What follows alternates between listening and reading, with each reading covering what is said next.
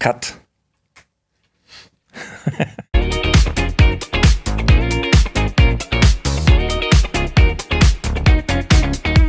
Heute begrüße ich den Thomas Kastl, Grösse in der Event- und Veranstaltungsbranche. Möchtest du dich kurz bei uns vorstellen? Sehr gerne. Thomas Kastl, gebürtiger Bayer, der seit ganz vielen Jahren glücklich in der Schweiz lebt. Bis vor kurzem war ich verantwortlicher Direktor von der St. Jakobshalle Basel. Habe das nach fast 20 Jahren beenden dürfen und habe vorher auch mein praktisch ganzes Berufsleben in der Veranstaltungsbranche verbracht, ob an die Hug-Veranstaltungen oder Freddy Burger Management Group, ob Beachvolleyball, Europameisterschaft. Ich habe privilegierte Situation erleben dürfen, dass ich ganz, ganz viele tolle Events, auch als CEO damals von der Firma Good News in Zürich mit fast 130 Konzerten im Jahr, durfte ich ganz, ganz viele Veranstaltungen miterleben und zum großen Teil auch mitverantworten. Wenn jetzt junge Menschen die Lebenslauf lesen würden, würden sie wahrscheinlich denken, der hat immer gewusst, was er will und wohin er will. Ist das wirklich so? Nein, das ist in der Tat absolut nicht so. Ich habe erst vielleicht nach 10 Berufsjahren gemerkt, dass die Veranstaltungsbranche das für mich ist, wo ich mich wirklich von einem Tag auf den anderen verliebt habe.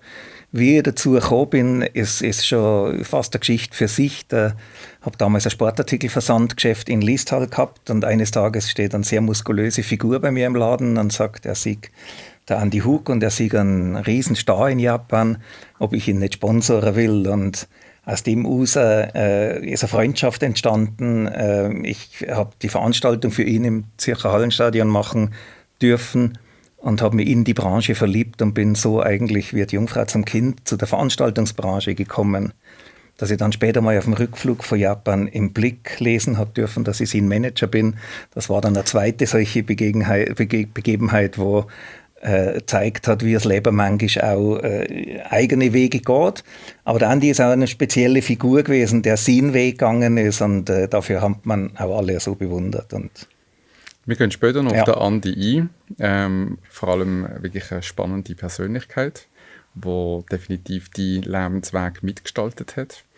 Wenn ich jetzt junge Menschen sehe, habe ich ab und zu den Eindruck, dass sie auch sehr oft unter Druck stehen, weil sie das Gefühl haben, sie müssen schon sehr früh einen Plan fürs Leben haben und schon einen perfekten Werdegang haben.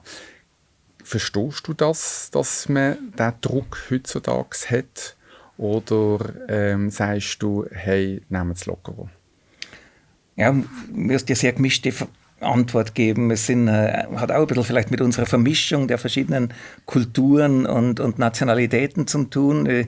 Viele asiatischen Länder wird praktisch mit 4 oder mit 6 Jahren schon entschieden, was das Kind dann später mal macht. Und man drillt es dann auf den Weg dort an bis zur Perfektion. Habe ich gerade einen Fall miterlebt. Gehen wir mal von unserer Kultur, von unserem Kulturkreis aus, wo wir leben, finde ich es an und für sich nicht richtig, weil ich selber auch mitkriege. Ich habe selber daheim einen, der jetzt gerade 18 geworden ist und habe das mitverfolgen können. Es ist nicht jeder da dafür gemacht. Ich bewundere die mit 13, 14, 15 schon wissen, ich will Anwalt, ich will Musiker werden oder ich will Künstler werden und das dann auch diskussionslos durchziehen, nur zum Bewundern. Aber es gibt ganz viele junge Menschen, die mit dem Druck nicht umgehen können und die vielleicht mehr Spielraum brauchen, die vielleicht auch für das schulische Standardsystem, das natürlich so sein muss, weil man ja nicht für jeden ein eigenes System machen kann, die aber dem nicht gewachsen sind und darunter leiden. Und dort ist dann halt auch schön, wenn es andere Wege gibt oder wenn man das dann auch abholen kann oder so einem jungen Mensch dann auch seine Begleitung geben kann, weil es ist nicht besser oder schlechter, es ist anders. Und den Fehler machen wir in unserer Gesellschaft heute sehr gern, dass wir etwas anderes immer als besser oder schlechter versuchen einzustufen. Es ist einfach anders, es ist links oder rechts, es ist grün oder blau und nicht besser oder schlechter. Und der eine junge Mensch braucht halt vielleicht 3 Jahre länger, bis er seine Berufung, seinen Weg, seinen Spaß gefunden hat. Aber es ist ein schwieriges Thema, weil es auch nicht immer geht, die Zeit zu gehen. Vielleicht aus wirtschaftlichen Gründen, aus anderen Gründen, aus familiären Gründen. Ist eine schwere Thematik, bin ich bei dir. für die vielleicht sogar zu wenig Platz und zu wenig Zeit in unserer Gesellschaft ist. Ja.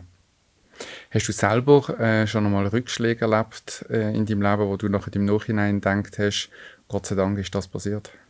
Das habe ich auch geschäftlich. Ich bin die meiste Zeit von meiner Berufstätigkeit selbstständig gewesen und kann aber heute sagen, dort, wo die größten Rückschläge vermeintlich passiert sind, hat sich eigentlich gezeigt, dass es gut war, wenn etwas nicht geklappt hat und ich am Boden zerstört war, dass das nicht geklappt hat, hat sich oft herausgestellt, dass der geschäftliche Weg viel besser war, ohne diese vermeintliche Gelegenheit und es dann auch gut gekommen ist.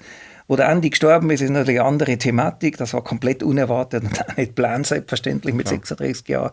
Können wir später noch darauf zurückkommen, aber jeder wird Rückschläge haben, den Senkrechtstarter, der von der Volljährigkeit oder vorher mit 180 Grad durchgeht, den gibt es, glaube ich, nicht. Und ich glaube, dass das auch nicht gut wäre. Dieses Tauchen, dieses Fallen, dieses Stolpern, dieses sich verletzen, dieses Lernen ist meiner Meinung nach ein ganz wichtiger Teil vom Leben. Und wenn ich zurückschaue und sage, wo habe ich am meisten in meinem Leben gelernt, dann immer nur an die negativen Situationen. Die positiven sind schön, das liebt jeder von uns, gestreichelt werden und sagen, hey super, du bist der Geilste, du bist der Beste, der Umlauf, das ist schön, aber es bringt uns nicht weiter. Und das wenn was schief geht, wenn man kritisiert wird, wenn es Ärger gibt, da kann man lernen davon. Jetzt hört man es ein bisschen raus. Du bist nicht von der Ecke, bist aber schon seit 40 Jahren da oder mehr. Oder nicht ganz? Doch, schon? Jetzt 40 Jahre dieses Jahr. 40 Jahre, okay. Hast du jemals das Gefühl gehabt, angekommen zu sein? Also der erste Tag in der Schweiz war so, dass der Radiowecker abgegangen ist und die Stimme gesagt hat, im Radiowecker, hier spricht die Polizei, bitte Fenster und Türen schließen. Ist die Schweizer Halle hochgegangen, das war so wie Welcome to Switzerland. Da habe ich dann schon das erste Mal gedacht, vielleicht habe ich was falsch gemacht. Ich bin hier angekommen, vor vielen Jahren schon. Das ist am Anfang nicht einfach gewesen. Ich habe mich doch als Ausländer gefühlt, habe auch oft mich dabei ertappt, dass ich betone, dass ich aus Bayern komme, weil ich in viele Gelegenheiten gemerkt habe, dass der Deutsche per se nicht so beliebt ist da. Und da mag der Bayer hingegen schon. Der Bayer hingegen schon, vielleicht mentalitätsähnlich wie der Schweizer, keine Ahnung. Dass ich die Sprache nicht gelernt habe bis heute oder mich daheim in Bayern, wenn ich bin, sagen sie, da versteht mich auch keiner mehr, da sagen sie, ich rede Schweizerdeutsch. Da in der Schweiz, auch heute nach 40 Jahren, stellt der eine oder andere immer noch auf Hochdeutsch, wenn er mit mir redet. Also zeigt mir es, dass ich den Dialekt noch nicht intus habe. Aber ich fühle mich unheimlich, ich habe mich daheim hier, ich habe meine Familie, ich habe 2 Söhne, einer ist Schweizer, der da auch lebt und ganz, ganz viel bei uns ist. Nein, ich bin daheim da und richtig angekommen. Das heisst, du hast aber einen Moment gehabt, wo du das Gefühl hast, du musst dich anpassen? Vielleicht in der Aussage, verstehen Sie mein Bayerisch.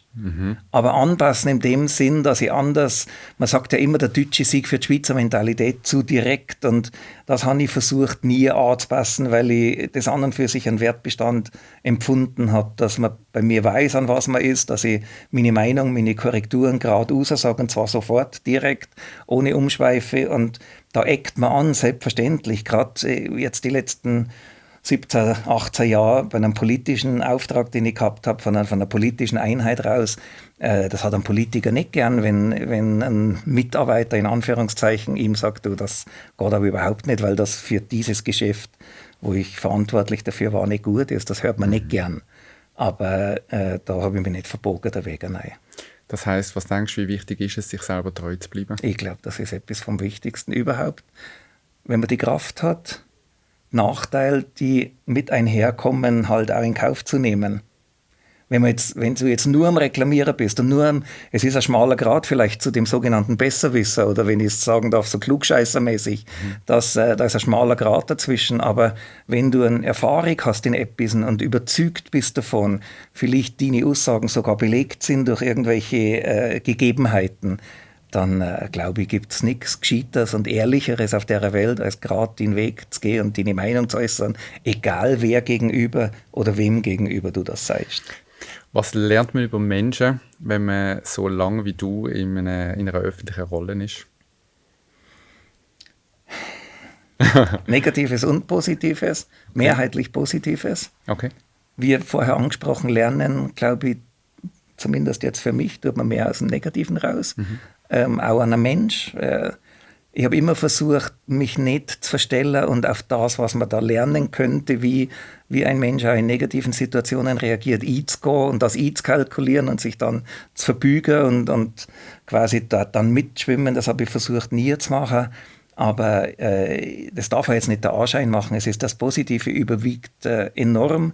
Ich habe tolle Menschen kennengelernt, tolle Politiker kennengelernt. Selbstverständlich ist dort die Bandbreite auch sehr groß, von wirkliche Unternehmer, die in der Politik tätig gewesen sind, bis hin zu Bilderbuchbeamten, die vielleicht halt den Weg wählen haben müssen, weil sie in der normalen Wirtschaft gar nicht reüssiert hätten. Und auch das ist nicht negativ gemeint. Wir brauchen die Verwaltung, wir brauchen die Politik.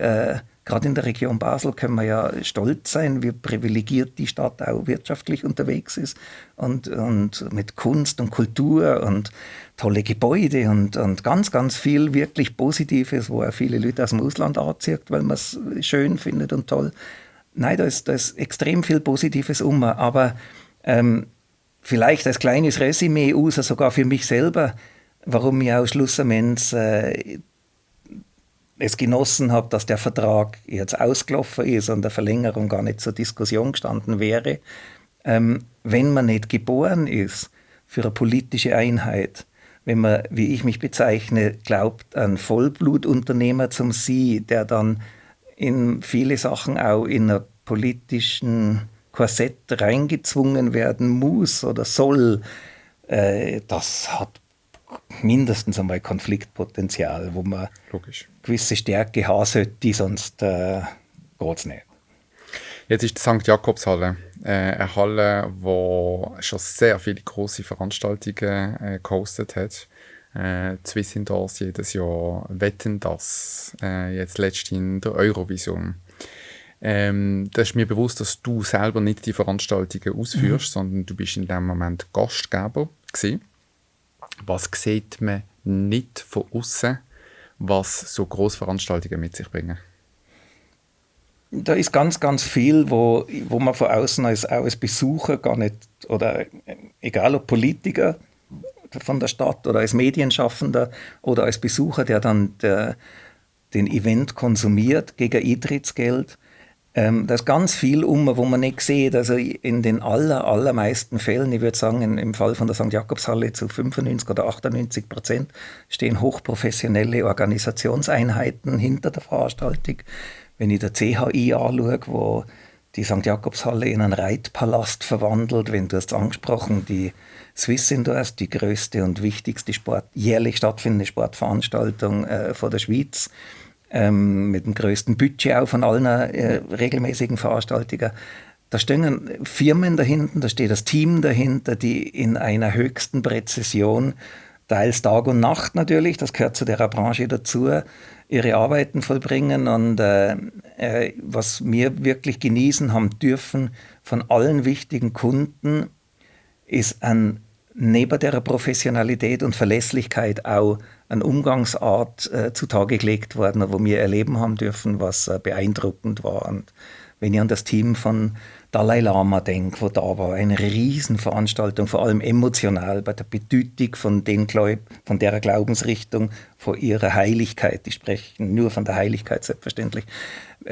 Die ganzen Begegnungen mit den Teams, mit der Swiss Indoors, mit dem über viele Jahre, fast 18 Swiss Indoors, glaube ich, nein, zweimal haben wir Corona gehabt, also 16 miterleben dürfen, CHI, Joyce Meyer ausverkauft, du hast gesagt, Wetten, das, der Musikantenstadel fast eine Dimension größer vom Equipment her.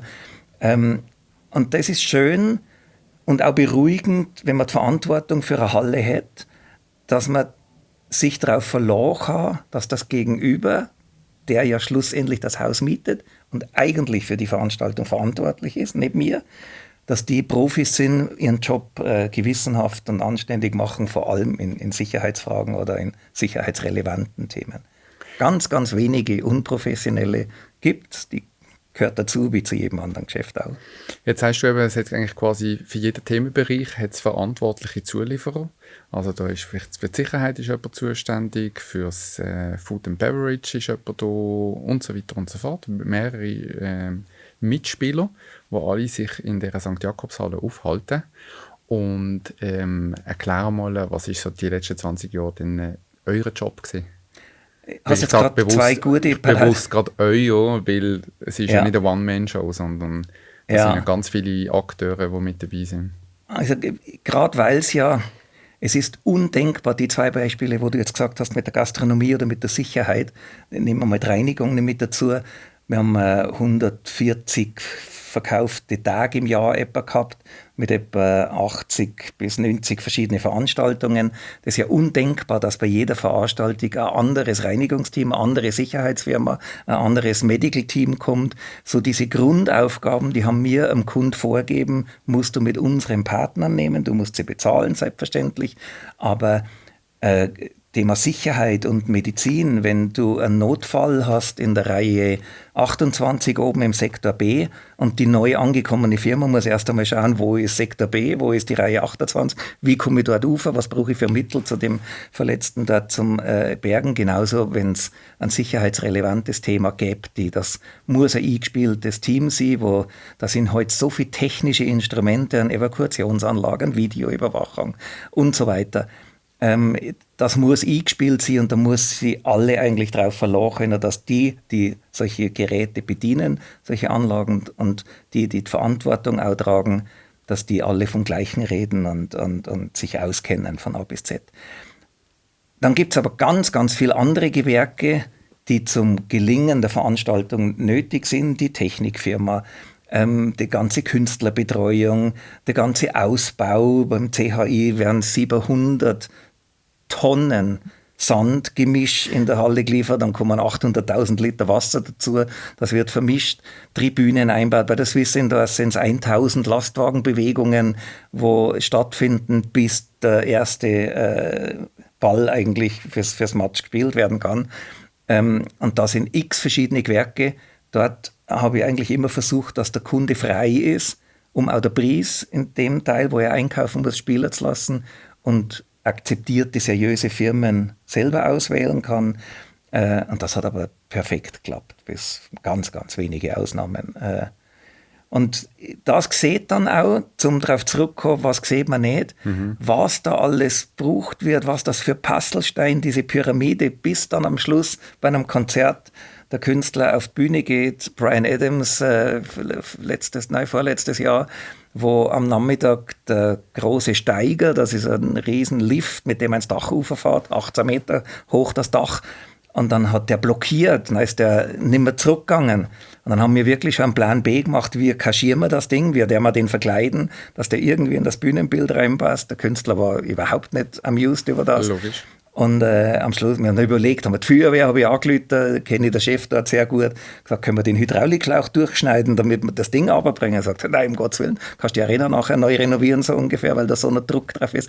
Also das sind so ganz kleine Puzzlesteine, und das macht's einfach. Ich bin der Meinung, es geht gar nicht anders, als dass Profis involviert sind, die gleiche Sprache sprechen, die auch eine technische Kleinigkeit so ernst nehmen, wie sie auswachsen kann.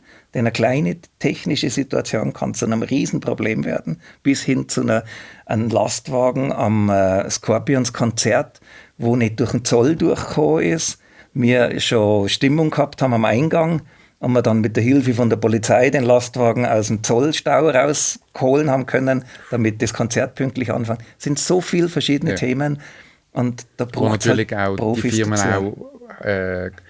Also glücklich sind, wenn sie Profis vor Ort haben, die nachher eben auch solche Sachen können lösen. In dem Tourgeschäft, wo heute so schnelllebig, so wenig Zeit zur Verfügung, weil früher hat der Künstler sein Geld mit der Schallplatte verdient, heute muss er auf Tour gehen und möglichst, ein Lady Gaga hat auf der letzten Tour, wo in der Schweiz dabei war, 176 Auftritte in a row gemacht.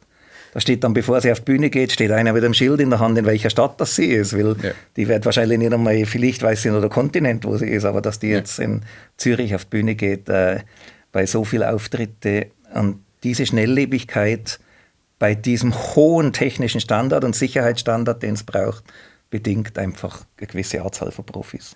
Jetzt hört man ja immer wieder so ganz lustige Stories von irgendwelchen Stars, wo kurzfristig noch ganz viele Bedürfnisse haben vor dem Auftritt. Bekanntes Beispiel, gerade in einer britischen Fernsehsendung ist eine Künstlerin gewesen, die hat kurzfristig nochmal eine eigene Kabine, nochmal separat gebraucht. Und dann hat man sie gefragt, ja, aber Sie haben ja schon 10, für was braucht ihr jetzt noch die 11? Und dann stand was gewesen, ja, sie braucht nochmal eine separate Kabine zum Handy laden. Wow. Hast du solche Stories auch gehabt, wo einfach kurzfristig auf einmal noch Sachen von euch verlangt worden sind, die nicht abgemacht waren? In der St. Jakobshalle haben wir als Team der Halle vielleicht weniger mit diesen Bedürfnissen zu tun gehabt, weil ja der Veranstalter dann der Local ist, der Act Entertainment von Basel oder der André Begier mit seiner Firma oder Gadget oder wer auch immer dann der Konzertveranstalter ist. Und die haben ja einen Vertrag mit dem Künstler, sein Event zu organisieren und sind dann auch. Aber diese bekannten Rider, die zum Teil 160 Seiten dick sind und das Mineralwasser vorgeschrieben ist, dass es von den Fidschi-Inseln kommen muss oder was auch immer, das kennt man. Ja. Und meistens weiß es ja der Künstler nicht einmal. Das ist ganz oft so. Die ganze Entourage, die rum ist, die hat ja auch wir der Auftrag oder das Gefühl, dass sie das Ganze noch größer und noch wichtiger machen werden. Und ganz, ganz oft war es so, wenn du den Künstler gesprochen hast oder wenn du ihn kennenlernen hast dürfen, dann hat sich herausgestellt, dass vieles vom Agent oder vom Manager oder so anders dargestellt wird, als der Künstler in Wirklichkeit wäre. Wenn man jetzt mit so viel Druck umgeht, hat man auch einen Moment, wo man einfach mal komplett erschöpft ist? Ja, logisch. Bei jeder. Es gibt keine Supermans und keine Zauberer in unserer Branche. Das ist eine rein physische Thematik schon. Wenn ich bei dem Job jetzt der St. Jakobshalle ist die Veranstaltung bei der Good News genau gleich. Da ist die Veranstaltung am Abend noch dazugekommen, zu der normalen Arbeit im Geschäft den ganzen Tag.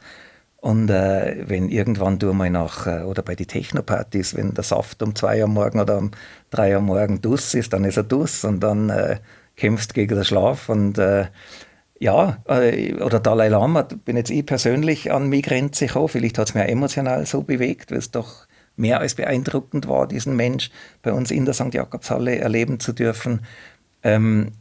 Prinzipiell glaube ich, dass ich eine sehr starke Konstitution habe, da bin ich ja glücklich drüber. Aber ja, man kommt an seine Grenzen mehrfach. Gehört dazu. Wie tust du den Druck ausgleichen? Ich versuche immer schon, ich habe extrem naturverbunden, ich wohne privilegiert am Waldrand, gehe ganz, ganz viel in den Wald, gehe Velo fahren, gehe ganz viel Sport machen, das ist mir immer schon ganz wichtig gewesen. Und versuche auch, wenn ich daheim bin, daheim zum See. Kleider ablegen, Jogginganzug anlegen und dann wirklich eine andere Zeit zum Genießen. Ich habe auch sicher die richtige Frau dafür, die das entsprechend mitspielt, alles. Da habe ich Glück. Das ist wirklich toll. Hey, gefällt dir die Episode? Dann lass uns doch bitte ein Like da, abonniere den Kanal oder, noch viel wichtiger, setze einen Kommentar unten drunter. Das hilft uns und der Community zu wachsen. Vielen Dank und viel Spaß. Ich möchte natürlich logischerweise noch auf den Andi Hug zu sprechen kommen. Jetzt gerade für die jüngeren Leute, die vielleicht überhaupt gar keine Ahnung haben, wer der Andi Hug ist. Magst du vielleicht einmal schnell erklären, wer ist er gewesen, was hat er gemacht und warum ist er in Japan so bekannt gewesen? Der Andi ist da war ich nicht dabei in seiner Kindheit, aber aus ganz vielen Erzählungen raus ein relativ schwer erziehbares Kind gewesen, wo bei der Großmutter aufgewachsen ist und quasi für alle Beteiligten sich das positiv verändert hat, als er mit dem Kampfsport, sprich damals mit Karate, angefangen hat. Er hat das sehr schnell, sehr ernst genommen, ist nach Japan dann an eine Weltmeisterschaft gekommen, ist dort schon beim ersten E-Satz aufgefallen, weil er mit seinem 1,85 Meter Größe oder 1,82 Meter die 1,95 Meter großen Russen K.O. geschlagen hat. Und der Andi hat sich in Japan schon in der Karate-Szene einen wirklichen Namen selber aufgebaut. Das ist er selber als Mensch gewesen. wenn man ihn erlebt hat, auch seine Charaktere, das ist eine Kraft- und motivationssprühende Maschine gewesen, mit einer unheimlichen sozial kompetenten Freundlichkeit verbunden. Und als der Japaner, der K1 erfunden hat, der vorher auch im Karate tätig war, die haben sich schon kennt von Japan her, ihn gefragt hat, ob er nicht im K1 kämpfen will. Das K ist eigentlich für verschiedene Kampfsportarten gestanden, Karate, Kung Fu, Kickboxen und Kempo, Kyokushinkai, ganz viele Kampfsportarten haben das K, und er hat K1 so quasi als Formel 1 des Kampfsport lancieren wollen. Das ist auch extrem schnell groß und erfolgreich worden. Und dort hat der Andi wirklich, glaube ich, seine Berufung gefunden und hat dann, das Regelwerk ist hauptsächlich auf dem Thai-Boxing-Regelwerk aufgelegt. Du boxst mit Handschuhen. Und du boxst ja, glaube ich, auch also mit komplettem Körpereinsatz. Das heisst, auch die Beine sind mit dabei. Genau. Und der Andi war ja sehr berühmt für seinen Andi-Kick. Der Andi-Kick, wo ganz viele bis heute nicht begriffen, wie das überhaupt gegangen ist, dass er für diese Bewegung mit dem gestreckten Bein so einen Druck aufbauen hat können. Aber ich habe mich manches Mal selber davon überzeugen können und spüren dürfen, was da wirklich für eine explosionsartige Kraft drin gesteckt ist. Und in dem K1 ist der Andi wirklich zum Weltstar in dieser Szene etabliert, und zwar in ganz, ganz kurzer Zeit. Er hat ganz viele Kämpfe gewonnen. Wie alles im Leben gehören da auch Verluste dazu. Er hat auch zum Teil einmal einen schlimmen K.O. erlebt, wo ihn auch prägt hat eine Zeit lang. Und als der Andi dann gesagt hat, komm, lass uns das K1 in der Schweiz machen, weil wirklich, wenn wir in eine Fernsehsendung gegangen sind, zum Benny Thurnherr ins Benissimo oder zur Gabriela Angarten damals ins Risiko, glaube ich, hat es geheißen, oder zum lieber Thomas Gottschalk ist er auch gesehen. Ja, überall Einschaltquotenrekord. Schweizer Illustrierte, Andi auf dem Titel, Verkaufsrekord. Blick auf den Titel, Verkaufsrekord. Der Andi hat unheimlich was ausgestrahlt. Aber viele Geschichten habe ich miterleben können, wo irgendwelche kritische Reporter kommen sind und sie ihn eigentlich vernichten haben wollen in der Schreibweise, und die dann einen dreiseitigen Lobesbericht in NZZ oder sonst irgendwo geschrieben haben. Er hat ein unheimliches Charisma gehabt und eine positive Ausstrahlung und hat das ganz, ganz vielen Leuten auch überbringen können. Und ich habe selber mir nicht vorstellen können, ich habe zu ihm gesagt, hör auf, denk nicht einmal dran, so eine Veranstaltung im Wallerstadion zu machen. Dieser Sport ist in der Schweiz inexistent. Wir wollen mir da Tickets dazu verkaufen. Und habe mich belehren lassen dürfen, dass genau das Gegenteil der Fall war. Wir haben das Hallerstadion 6-mal restlos ausverkauft. Wir haben jegliche Einschaltquote, das Schweizer Fernsehen hat live übertragen. Um 23.05 Uhr auf dem SF2 haben wir 50.000 Zuschauer weniger gehabt wie die Tagesschau um 7:30, wo immer der Hauptquotenrenner war. Ja, das ist aber der Andi, da haben wir alle drumherum wahrscheinlich einen guten Job gemacht, aber es ist der Andi gewesen. Er, sein Charisma, seine Ausstrahlung, sein Erfolg auch, die Kämpfe zu machen, seinen Körper so zu trainieren und das Leben auch mit ganz viel Entbehrungen auch, ernährungstechnisch, Trainings, Schweiß und Schmerzen und viele Schmerzen ertragen, auch im Kampf oder nach dem Kampf. Sehr viel Arbeit. Ja. Wie ist es, wenn man neben so einer Persönlichkeit steht und auch mit dieser Persönlichkeit kann arbeiten und eben dann der Manager wird? Wie prägt einem das selber? Ja, schon. Also das wäre ja alles andere, wäre erfunden oder gelogen. Und das ist ja auch schön so. Es hat ganz, ganz viel, der ganze Todesfall auf Zita, hat das ganz viel Positives gehabt. Ich habe viel erleben dürfen. Ich habe vor allem die Zeit auch mit ihm war mehr als eindrücklich in der Organisation von der Veranstaltung im Hallenstadion, eben in einer Sportart, die inexistent war in unserem Land. Ist dann mir schon manchmal die Decke auf den Kopf gefallen, und wenn ich übergeflogen bin zu ihm, ohne dass er mir irgendeine Lösung bieten hat können, für was bist du motiviert zurückgekommen, und wir kein Problem mehr gehabt, weil er die in deiner Einstellung wie umgekehrt hat. Alles toll, privilegiert, so einen Mensch begleiten zu dürfen. Ich würde auch sagen, der Andi ist, wo er gelebt hat, mein bester Freund gesehen. was vielleicht ein bisschen ein Handicap war für den Management-Teil, weil wir dann doch zu nahe waren und ich ihn vielleicht auch als Manager nicht immer als der Star behandelt habe, weil wir ja Kumpels waren, aber zu 95-98% war das also aus meiner Sicht eine Traumsituation. Welche Seite haben die Leute nicht gesehen vom Andi Hug? Ja, das sind ja vielleicht dann die Seiten, die in keinem Buch stehen und in keiner Geschichte und vielleicht auch dort bleiben sollten, aber da gibt es nicht viele. Also der Andi hat nicht irgendwelche illegalen oder moralisch verwerflichen Situationen gehabt, die man dann vor der Öffentlichkeit versteckt hat, aber ich meine jetzt eher vielleicht, also ich stelle es mir einfach vor, wenn man ja mit so viel Raum muss umgehen und jedes Mal einem die Leute erkennen. Also ich habe auch Videos gesehen, wo er in Japan auf der Straße war und regelrecht belagert worden ist. Das muss ja auch mental recht etwas mit einem machen. Also da muss man recht mental stark sein. Hat auch er Momente gehabt, wo er nicht mit diesem Raum hat umgehen konnte? Miterlebt habe ich so Momente wenig. Es hat ihn sicher ein bisschen vereinsamt, in Anführungszeichen. Er ist immer mit dem ÖV gefahren, bis zu einem gewissen Grad und dann nie mehr. Dann hat er nur noch Taxi nehmen können, weil diese Szenen auf der Straße halt immer passiert sind. Es wird ein Dominostein. Wenn einer angefangen hat, an die Hug, dann ist zum Teil wirklich der Verkehr zusammengebrochen in der Stadt. Und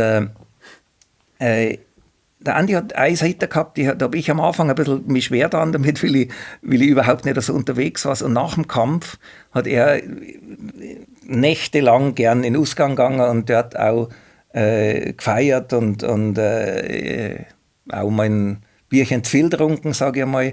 Ich glaube, das hat er aber dringend gebraucht, zum auch einmal dann irgendwo, da war es ihm dann auch gleich, ob ihn jemand gesehen hat. Haben wir vielleicht geschaut, dass nicht Medien sind oder wenn es dann irgendwann komische Bilder gegeben hat. Aber da hast du auch das Gefühl gehabt, jetzt ist er wohl, weil er mal aus diesem Korsett ausbrechen hat können. Von den Erwartungen. Von den Erwartungen. Und wie gesagt, nichts, keine Drogen oder überhaupt nicht. Er ist ein so disziplinierter Mensch gewesen, aber mal ein Bierchen oder zwei zu viel dann nach dem Kampf, das hat er genossen. Mit all den Erfahrungen lebt man bewusster? Mit all den Erfahrungen und dem zunehmenden Alter, ja, definitiv. Okay. Denn die Energie für ein hektisches Leben, die ist wahrscheinlich auch nur begrenzt vorhanden. Und ich würde jetzt fast eher sagen, in einem gewissen reifen Alter, mit der Erfahrung zusammen, natürlich im Hintergrund, ist es auch schön, ein bisschen ruhiger und ein bisschen unaufgeregter durch die Landschaft zu gehen und sagen, man muss nicht immer alles versuchen durchzustieren oder durchzukämpfen. Das heisst, es gibt heute Sachen, wo du mehr Bedeutung schenkst als früher? Das gibt es ganz bestimmt und es gibt auch Sachen, wo ich heute schmunzel drüber und sage, oh, da hätte ich jetzt früher wahrscheinlich versucht, das durchzubringen und heute in der Gesamtbetrachtung der Welt, wo ist dann wirklich die Wichtigkeit für etwas, ja, ganz bestimmt. Ich habe dir noch ein paar Dilemmas aus der Community mitgebracht und wenn das für dich okay wäre, würde ich dir die jetzt übergeben. Jawohl, los geht's. Ich habe dir hier ein Kuvert, das darfst du sehr gerne mal aufmachen. Und dann, wenn du Lust hast, darfst du mal das erste Dilemma vorlesen. Ich habe eigentlich alles richtig gemacht. Sicher Job, gutes Einkommen, Stabilität. Aber wenn ich ehrlich bin, fühle ich mich seit Jahren wie in einem Leben, das gar nicht wirklich meines ist. Immer öfter schaue ich Menschen an, die etwas Eigenes aufgebaut haben oder mutige Entscheidungen getroffen haben und frage mich, warum traue ich mich das nicht? Gleichzeitig habe ich Angst, alles zu verlieren, wofür ich gearbeitet habe. Ist es dumm, Sicherheit aufzugeben? Name auflesen? Felix, 38. Jetzt kommst du ja selber auch aus einem Schatz voller Erfahrungen. Und du bist logischerweise kein Experte. Aber Was würdest du jetzt dieser Person dieser Person raten, wenn sie sich jetzt dir gegenüber offenbaren und mit dem Dilemma zu dir würde treten? Was würdest du ihr jetzt raten, dieser Person? Ich habe immer, wenn jemand mit persönlichen Fragen oder vielleicht aus so einem Umfeld raus zu mir gekommen ist, habe ich immer gesagt, schau, ich kann dir nur meine eigene Meinung geben. Ich bin, wie du richtig sagst, nicht der Profi und es ist ja im Leben nicht ganz ungefährlich, wegen jemand anders etwas zu machen. Und darum gebe ich gerne als Empfehlung ab. Ich persönlich bin ein absoluter Bauchmensch. Ich höre in mein Buch rein und mein Buch sagt mir eigentlich mein ganzes Leben, was das Richtige ist. Und nicht nur kopfgesteuerte Zahlen und Fakten aus der Universität, sondern der Mensch ist versehen mit einem ganz, ganz tollen Gradmesser und der sitzt meiner Meinung nach im Buch. Ich glaube, es ist der Wert, etwas zu probieren. Da ist die Bandbreite natürlich auch groß. Lasse ich mir Pensionskasse auszahlen und setze alles auf eine Karte, die dann noch sehr wackelig ist.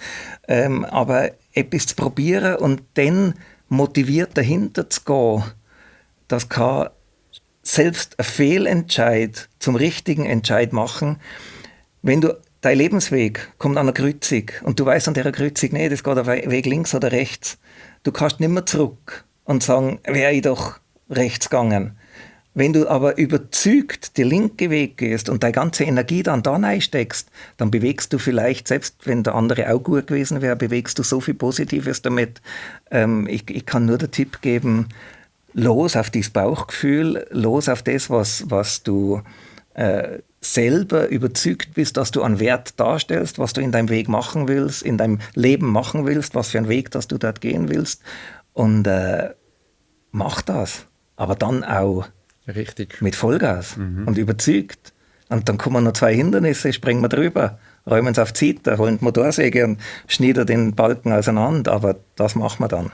Das heisst, wenn ich das richtig verstanden habe, das heisst, du hast auch schon Situationen gehabt, wo du Zukunft nicht gewusst hast, also es war völlig ungewiss gewesen, du hast nicht gewusst, was auf dich zukommt und du hast es einfach gemacht. Schweißgebadet nachts, schweißgebadet aufgewacht und mein Gott, wie soll ich das finanzieren, wie soll ich das, selbstverständlich, das gehört dazu und ich glaube, dass man Glück hat, wenn man das erleben darf, weil es zum Leben dazugehört, zum stark werden, zum die richtigen Entscheidungen treffen, zum sich selber einschätzen können. Es gibt doch nichts Besseres.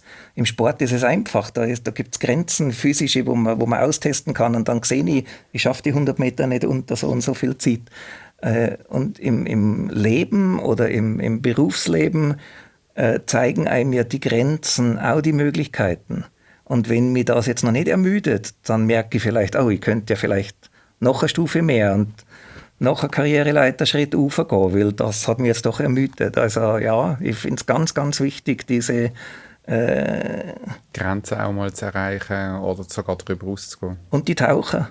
Und das letzte Beispiel dazu, wo mir wichtig ist, das Leben ist immer auf und ab. Und wenn du jetzt ein Ab hast, dann kannst du es eigentlich geniessen, weil es kommt auf wieder. Das ist normal. Dilemma 2. Dilemma 2, ja. Alle in meinem Umfeld denken, ich hätte alles unter Kontrolle. Ich funktioniere, liefere ab und bin für andere da.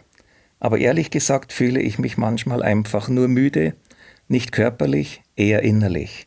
Ich merke, dass ich mich immer mehr verstelle, damit niemand denkt, ich sei schwach oder überfordert. Gleichzeitig frage ich mich immer öfters, wie lange kann man ein Leben spielen, das nach außen stark aussieht? Muss man manchmal riskieren, Menschen zu enttäuschen, um sich selbst nicht zu verlieren? Sandra, 45. Ja, tut gerade ein bisschen weh, sich dort hineinzufühlen. Ich glaube, eine Situation, die nicht nur einmal passiert. Ich finde das Verstellen ganz schwierig. Genau aus dem Grund raus. Es kostet Energie. Es bringt im Endeffekt nicht das, wofür man sich eigentlich verstellt. Wenn ich mich nicht verstelle und die ehrliche Situation, was in mir vorgeht, widerspiegle, dann kriege ich auch die entsprechende Quittung. Dann sagt das Gegenüber Ja oder Nein dazu und es ist eine gewisse rationale Ehrlichkeit da. Wenn ich mich verstelle, um was schön zu reden, es ist so einfach, Ja zu sagen, dem anderen das zu bestätigen, was er hören will. Und es ist so schwierig, das nicht zu tun, dem Gegenüber das zu sagen, was er vielleicht nicht hören will. Aber auch dort, das bringt das Gegenüber weiter und das bringt dich weiter. Du willst nicht, Sandra, 45, Zeit verbringen mit Leuten, mit denen du eigentlich nicht Zeit verbringen willst. Oder ich glaube, oftmals ist es doch so, dass die Erwartungen mitspielen.